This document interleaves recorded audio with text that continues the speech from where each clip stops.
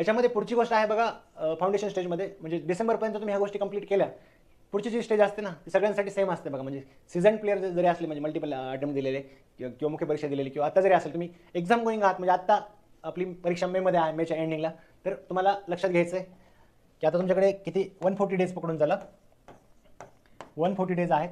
तर आता तुमची एक्झाम गोईंग स्टेज आहे. याच्यामध्ये हे कन्सिडर आहे की तुम्ही ऑलरेडी एकदा रीड केलेलं वगैरे आहे.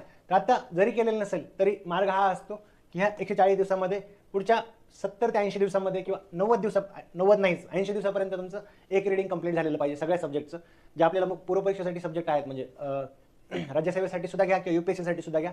एक 6-7 सब्जेक्ट आहेत त्याच्यामध्ये. आपल्याला पॉलिटी आहे, इकॉनॉमी आहे, जिओग्राफी आहे, त्याच्यानंतर हिस्ट्री आहे, त्याच्यानंतर एन्व्हायरमेंट आहे, सायन्स आहे आणि करंट अफेअर आहे. दोन्हीच्या डिमांड वेगवेगळ्या आहेत दोन्ही परीक्षेच्या. तर याच्यामध्ये 80 डेजमध्ये तुम्हाला हे कव्हर करायचं आहे, एक रीडिंग करायची.